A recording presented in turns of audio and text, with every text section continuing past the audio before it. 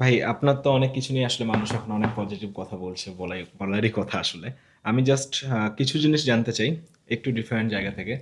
আপনি তখন সিলেক্টর ছিলেন, এনসিএল এ দেখতাম, যেহেতু আমি ডোমেস্টিকটা কাভার করি, যে আপনি একদম প্রথম বল দেখতে আসতেন আর শেষ বলটা দেখে মানে রুমে ফিরতেন, হোটেলে ফিরতেন। সো এই জিনিসটা কেন? এটা অনেক ডিফারেন্ট একটা জিনিস, কারণ আমি আপনার আগে পরে অনেক সিলেক্টরকে দেখছি, কখনো এরকমটা দেখিনি যে পুরা ম্যাচটাই যায় মাঠে দেখতেছে, প্রত্যেকটা বল দেখতেছে।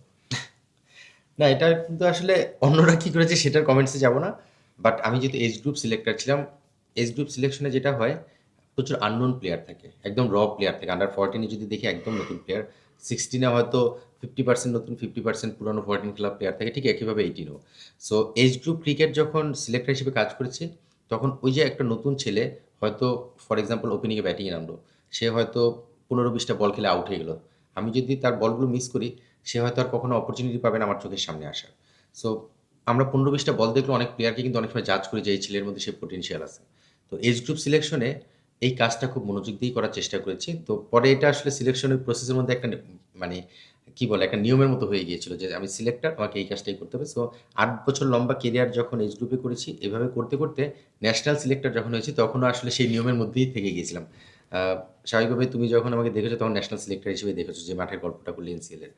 সো আমার কাছে মনে হয় যে এটা আমার দায়িত্ব। আমি আসলে চেষ্টা করি যখন যেই দায়িত্বে থাকি, যে রোলটায় থাকি সেটার বেস্ট কাজটা যেন করতে পারি ডেডিকেশন নিয়ে। চেষ্টা করি কখনো যদি কোনো কারণে মিসও হয়ে যেয়ে থাকে, সেটা একদম ইচ্ছার বিরুদ্ধে বা যেকোনো পরিস্থিতির কারণে। বাট নরমালি আমি আসলে এটা আমার রেগুলার একটা অভ্যাসের মতো করে আমি চিন্তা করেছিলাম। এই যে এত বছর সিলেক্টর থাকার অভিজ্ঞতা, এখন তো কোচিং করাচ্ছেন, কতটা কাজে লাগছে কোচিং এ? অনেক, অনেক কাজে লাগছে। বিকজ আমি সিলেক্টর থাকার কারণে যেটা হয়েছে, আমি প্লেয়ারদের আ খুব কাছ থেকে দেখার সুযোগ হয়েছে যে, সে কিভাবে চিন্তা করে, কিভাবে মাঠে খেলে, তার এক্টিভিটিস গুলো, তার মুভমেন্ট গুলো। শুধু কোচিং করালে হয়তো আমি কিছু প্লেয়ারকে দেখতাম স্পেসিফিক ওই দলটার বা কিছু প্লেয়ার দলের খেলার মধ্যে। কিন্তু আমি যখন সিলেক্টর ছিলাম আমাকে কিন্তু সব দল নিয়ে কাজ করতে হতো। প্রতিটা প্লেয়ারকে দেখতে হতো। সো ওই যে প্রতিটা প্লেয়ারকে দেখা, সবগুলো প্লেয়ারকে অবজার্ভ করা, সেখান থেকে আমি অনেক প্লেয়ার চেনা জানার সুযোগটা বেড়েছে। পাশাপাশি আমি এজ গ্রুপ সিলেক্টর থাকার কারণে যেটা হয়েছে, আমি ৮ বছর থাকার কারণে এখন যারা ক্রিকেট খেলছে মোটামুটি সবার সঙ্গে এজ গ্রুপে তাদের সঙ্গে আমার একটা কমিউনিকেশন ছিল বা দেখা হয়েছে, কথা হয়েছে। সো ওইটা আমার জন্য কাজ সহজ করেছে। মানে আমি যদি এখন বলি আমি কোচিং এ আসার পেছনেও কিন্তু তাদের অবদান আছে। আজকে আকবর, হৃদয়, তামিম যাদের কথাই বলি, প্রতিটা প্লেয়ারদের সঙ্গে কিন্তু আমার সেই সম্পর্কটা আ যখন গ্রো করেছে তখন তারাই কিন্তু বিভিন্ন সময় বলেছে, "স্যার কোচিং এ আসলে হয়তো আপনি আরো ভালো করবেন বা আপনাকে কোচিং এ দেখলে আমাদের ভালো লাগবে।" সো ওই যে মানে এই মানে সিলেকশনে থাকার কারণে তাদের যে সম্পর্কটা তৈরি হওয়া, পাশাপাশি তাদেরকে চেনা জানার যে বিষয়টা, সেটা এই কোচিং এ এসে অনেক হেল্প করছে আমাকে। বিপিএল এর নিলামের ওই টেবিলটাতে যখন আপনি ছিলেন, যতগুলা এই সিদ্ধান্ত নিয়েছেন, এখন অবধি সবাই ওইটার প্রশংসা করে, কারণ আপনি খুব জায়গা বুঝে বুঝে প্রত্যেকটা প্লেয়ার সিলেক্ট করেছিলেন। তো আমি মানে যতটুকু জানি সেটা হলো যে আপনার শর্ট লিস্টে অনেক প্লেয়ার ছিল, মানে আপনি অনেক দিন ধরে অনেকজনকে নিয়ে রিসার্চ করেছেন। তো ওই জার্নিটা যদি একটু বলতেন, না, নিলামের আগের প্রিপারেশন। না, নিলামের আগে স্বাভাবিকভাবেই আ আমরা বেশ কয়েকজন কোর মেম্বার ছিলাম যারা এটা নিয়ে ওয়ার্কআউট করেছি। আমি নিশ্চিতভাবে তাদের নামটা বলতে হবে। হাসান মাহাদি ছিল, অম্লান ছিল আমাদের টিমের মেম্বার, শান্ত ছিল যখন ডিরেক্ট সাইনিং হয়ে গেল। আ তারেক ছিল, রাজিন ছিল। আমরা সবাই মিলেই কিছু ডিসকাশন করেছি। বাট ডিসকাশনের আগের যে কাজটা সেটা হলো আমাকে সাজাতে হয়েছে। যে আমি কোন পজিশনের জন্য কিভাবে চিন্তা করছি, কিভাবে অপশন গুলো সাজাতে হবে। যেহেতু আমি এর আগে দুবার ড্রাফট করার সুযোগ হয়েছিল। আ ওই ড্রাফটের আদলে কিছু কাজ করতে হয়েছে। তবে এবার যেহেতু অকশন এ চলে গিয়েছিল, টাকাও মেলাতে হবে এরকম একটা ব্যাপার ছিল। একটু ডিফারেন্ট ভাবে কাজ করতে হয়েছে। সময়টা খুব বেশি পেয়েছি সেটা বলব না। বিকজ ক্যাটেগরির নিয়মটা কি থাকবে, কোন প্লেয়ার কোন ক্যাটেগরিতে কতজন কোন ক্যাটেগরি থেকে নেওয়া যাবে, এগুলো কিছু ডিসিশন এসেছে বোর্ড থেকে, যেটা একটু দেরিতে আমি বলব। আরেকটু আগে পেলে হয়তো আরেকটু ওয়ার্কআউট করতে পারতাম। বাট তারপরে যতটুকু পেরেছি সেখানে ওয়ার্কআউট করেছি। কারণ আল্টিমেটলি আমি যেটা শিখেছি সিলেট সিক্সার্সে, তারপরে রাজশাহী রয়্যালসে যখন ড্রাফটে অংশগ্রহণ করেছিলাম, ওই ২ টা অকশন যদি ভিডিও দেখা যায়, আমাদের টেবিলে যখন নামটা আসতো বা ডলারের মাধ্যমে যখন ডাকটা আসতো, আমরা ওইখানে খুব বেশি সময় নিতে হতো না। বিকজ ওই ওয়ার্কআউটের প্ল্যান, এবং সেটা আমি তখনই শিখেছিলাম আসলে। আর এবার যখন অকশনে এসেছি তখন স্বাভাবিকভাবেই অকশনের সঙ্গে কিছু আ ডিফারেন্ট ভাবে স্ট্র্যাটেজি সাজাতে হয়েছিল। সো টেবিলে কাজ করতে হয়েছে। নিশ্চিতভাবেই সেটা করেছি। এখন সেটার ফল আসলে নিশ্চিতভাবে অকশনে আমাদের যে রিপ্লেসমেন্ট প্লেয়ার কাউকে মিস করলে কাকে কিভাবে সাজাবো সেখানে কিছু তো পারদর্শিতা দেখাতে হয়। চেষ্টা করেছি, আলহামদুলিল্লাহ সবকিছু সোফার ঠিকমতোই ম্যাচ করেছে, যার কারণে আপনাদের কাছ থেকে বা তোমাদের কাছ থেকে এই ফিডব্যাক। বিপিএল এর মানে আমি অলমোস্ট মানে ফাইনালটা বাদ দিলে পুরোটা টিভিতে দেখছি, আর টিভিতে দেখাতে আমার যেটা মনে হয়েছে আপনার আশেপাশে সবাই যখন অনেক উচ্ছ্বসিত বা অনেক টেনশনে আছে, তখনও দেখি যে আপনি অনেক কুল, মানে আপনি অ্যাকচুয়ালি এতটাই কুল থাকেন, মানে আপনার মাথায় কি চলে? না, কুল থাকি না। আসলে কিছু ক্যারেক্টার থাকে না যে মানে খুব আনন্দ, উচ্ছ্বাস, লাফালাফি, ড্যান্স এটা করতে পারে। আমি আসলে আ ছোটবেলা থেকেই এরকম যে আসলে সেভাবে প্রকাশ হয়তো করতে পারি না। চিন্তা করি নিজের কাজটা কিভাবে করব, মাথা কিভাবে খাটানো যায়। মাথা হয়তো সবাই খাটায়। কিন্তু আমি বলতে চাচ্ছি যে আমি আসলে ওইভাবে এক্সপ্রেসটা হয়তো করা হয় না। আর কুল থাকাটা এটা আসলে ম্যাচুরিটির একটা ব্যাপার থাকে অনেক সময়। আমার কাছে মনে হয় আমি আরো ছোট থাকতে তখন হয়তো টেনস হয়ে যেতাম, রাগ দেখাতাম।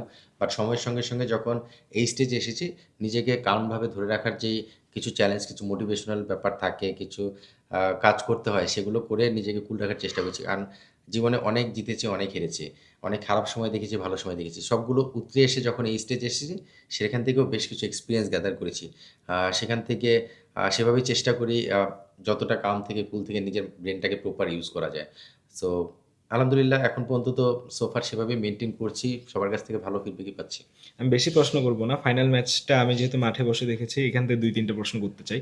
এক হইল যে যখন শেখ মেহেদী ভালো বল করলো বা তানভীর ভালো বল করলো, উইলিয়ামসন আপনার পাশে বসেছিলেন এবং আমি দেখছিলাম যে উইলিয়ামসন সম্ভবত আপনার কাছে জানতে যাচ্ছিলেন কিছু একটা, যে হুম। কোন বলটা কিভাবে হচ্ছে বা গ্রিপটা বা কি কি প্ল্যানিং চলছে। তো এই জিনিসটা আপনি কতটা এনজয় করেছেন? কারণ দিন শেষে আপনিও জানেন উইলিয়ামসনের আসলে জানতে চাওয়ার কোনো দরকারও নাই, না জানতে চাইলেও হয়।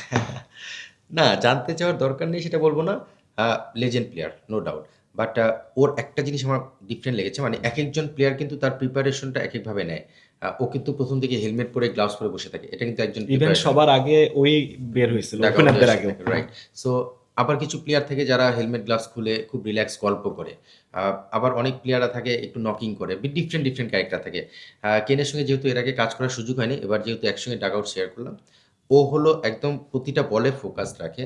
কি হচ্ছে ওই জিনিসটা জানার, অবজার্ভ করার চেষ্টা করে। যেহেতু টিভিটা আমার রাইট সাইডেই ছিল, ও বলটা হওয়ার পরে যখন দেখছে, দেখার পরে ও আমার কাছ থেকে আরেকটু এনশিওর হতে যাচ্ছে। ও যেটা দেখছে সেটার ব্যাপারে একটু ডিসকাস করছিল। কারণ স্বাভাবিকভাবেই এই উইকেট সম্পর্কে আমরা ভালো জানি। ও বিপিএল ফার্স্ট খেলতে এসেছে। ওই বলার সম্পর্কে একটু ডিসকাশন, যে ওই বলারটা নরমালি এই বলটাই করে কিনা বা ভেরিয়েশনে স্বাভাবিকভাবে এনালাইসিসে অনেক কিছুই দেখেছে। বাট ওই সময় কি ওর সাইকোলজি কি কাজ করে, এসব কিছু ডিসকাশন করার মাধ্যমে ও নিজেকে প্রিপেয়ার করছিল। এবং এই জিনিসটাই আসলে ওর একটা অভ্যাস। মানে যেটা বললাম যে একেকজন একেকভাবে নিজেকে প্রস্তুত করে। সো ওর ওই অভ্যাসটা আছে এবং ওটা আমার সঙ্গে বলছিল, পিছনে শান্ত বসা ছিল। শান্তর সঙ্গে বেশ কয়েকবার এই ডিসকাশনটা করেছে। সো এটা আসলে তার প্রিপারেশনের একটা পার্ট আমার ধারণা। দল যখন ফিল্ডিং এ নামবে স্বাভাবিকভাবেই মানে একটা মিটিং সম্ভবত কোচ কে নিয়েই হয় মোস্ট অফ দ্য টাইমই দেখি, আরেকটা হয়তো ক্যাপ্টেন লাস্ট মোমেন্টে কিছু কথা বলে। বাট আমি গতকালকে মানে আমি দেখলাম যে টিম মিটিংটা হচ্ছে, আপনি টিমের সাইডে দাঁড়ায় আছেন, টিমের সাথে দাঁড়ায় নাই, মানে এটাও আমার কাছে একটু ডিফারেন্ট লাগছে, এটা কেন? আ একেকজনের ফিলোসফি একেক রকম। আসলে একেকজন একইভাবে চিন্তা করে। কারণ বারবার আমি কথা বলব, বারবার আমি তাদেরকে শেয়ার করব, ব্যাপারটা তা না। আমি একটা জিনিস আমার কোচিং ফিলোসফিতে এপ্লাই করার চেষ্টা করছি। প্লেয়াররা মাঠে ডিসিশন মেক করবে, তারাই খেলবে। তাদের প্রিপেয়ার্ড করে দেওয়াটা আমার দায়িত্ব। মাঠে যাওয়ার পর ডিসিশন মেকিং এ তাদের ওনারশিপটা নেওয়া খুব জরুরি। ওই সিচুয়েশন অনেক সময় হিট অফ দ্য মোমেন্ট অনেক টাফ সিচুয়েশন আসে। আমি বলে ক্রিকেট খেলাতে পারব না, বলে ডিসিশন দিতে পারব না। আর এখানে নিশ্চিতভাবে টপ ক্লাস প্লেয়াররা খেলছে। মানে বাংলাদেশের ক্যাপ্টেন, লেজেন্ড প্লেয়ার মুশফিক আছে, কেইন আছে, নিশাম আছে। সো অনেক বড় প্লেয়াররা আছে। সেখানে আমার বলার দরকার নেই। বাট এই জিনিসটা আমি যখন আন্ডার 17 ও করেছি, তখনও কিন্তু আমি ওই মিটিংটায় থাকতাম না। বিকজ আমি ক্যাপ্টেনকে চাই সে নিজে ক্যাপ্টেন্সি করবে। মানে সে শিখুক, ভুল করেই তো শিখবে। সো সেটা এজ গ্রুপেই করেছি। এই লেভেলে তো দরকারই নেই। সো আমার কাছে মনে হয় যে যা কথা বলার, যা ডিসকাশন করার, যেসব প্ল্যানিং গুলো অলরেডি আমরা ডিসকাস করে ফেলেছি। মাঠে নামার সময় ওই ৩০ সেকেন্ডের জন্য আমার ডিসকাশনের চেয়ে বেশি ইম্পোর্টেন্ট মাঠে যারা লিড করবে। সেটা মুশফিক, শান্ত, জিমি, কেইন। সো এরা মনে হয় ওই জায়গায় যে কনভারসেশনটা করবে, মাঠে তারাই ওই জিনিসগুলোকে লুক আফটার করবে। সো এইজন্য আমি আসলে এভাবেই চিন্তা করি। আমি যেটা বললাম যে একেকজন একেকভাবে চিন্তা করে, ফিলোসফি একেকজনের। আমি আসলে এভাবেই চিন্তা করতে পছন্দ করি। আমার লাস্ট 2টা প্রশ্ন।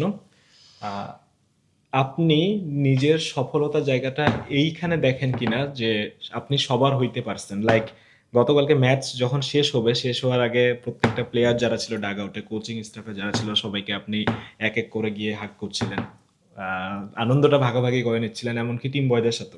টিম বয়দের নিয়ে আপনার পোস্টও পড়া হয়, সবকিছুই দেখা হয়, সো ওইটার দিকে যাচ্ছি না।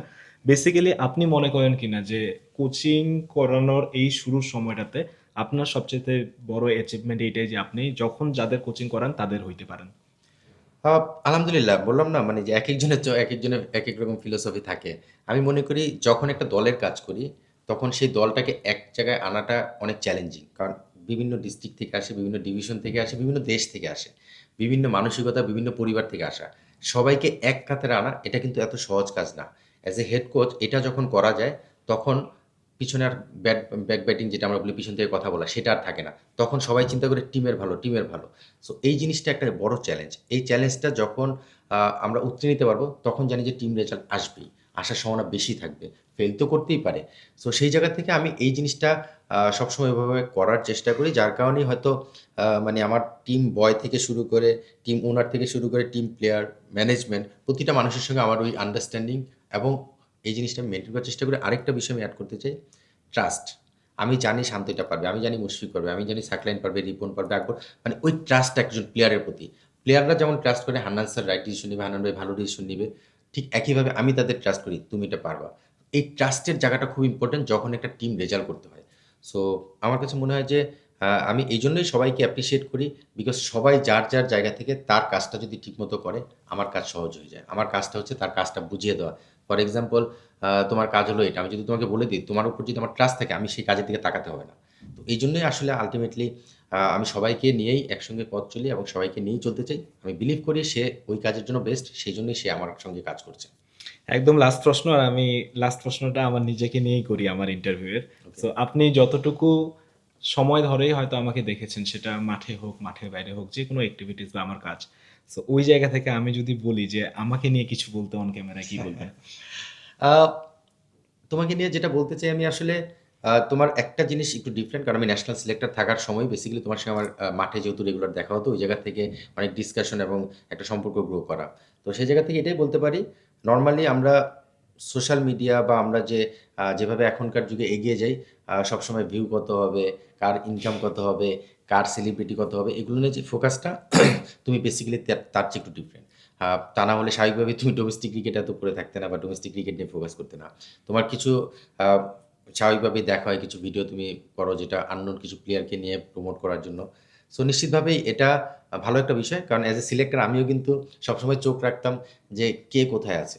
সো তুমি এই যে খুঁজে দিচ্ছ নিশ্চিতভাবেই আমরা যারা ক্রিকেট জগতের মানুষ, এরকম কিছু ট্যালেন্ট যদি তোমার মাধ্যমে একটা ছেলে উঠে আসে, তুমি হয়তো ২০ টা ভিডিও বানালে, ২০ টা ছেলেকে নিয়ে বানালে, একটা ছেলে উঠে আসা মানেই কিন্তু সেটা তোমার সাকসেস। বাংলাদেশ ক্রিকেটের সাকসেস। সো এটা একটু ডিফারেন্ট। আমি বিশ্বাস করি যে তোমার মধ্যে সেই অনেস্টি আছে। সেটা আমি দেখেছি। এইজন্যই আমি তোমার ব্যাপারে বলতে পারি যে অনেস্টির সঙ্গে যদি তুমি এগিয়ে যাও, ফিউচারে ভালো কিছু অপেক্ষা তোমার জন্য হয়তো করছে। আর বাংলাদেশ ক্রিকেটে তুমি কন্ট্রিবিউট করতে চাও একদম ডোমেস্টিক লেভেল থেকে। So thanks for that. আসলে ডোমেস্টিক ক্রিকেট নিয়ে খুব বেশি আমরা অনেক সময় চিন্তা করি না। বাট তোমার মাধ্যমে সেই আপডেটগুলো অনেকেই পাচ্ছে। নিশ্চিতভাবে আমিও সময় সুযোগ যখনই পাচ্ছি সেই ধরনের কিছু আপডেটও দেখা হয়। ধন্যবাদ ভাই, দোয়া করবেন। আসসালামু আলাইকুম। Thanks, thanks.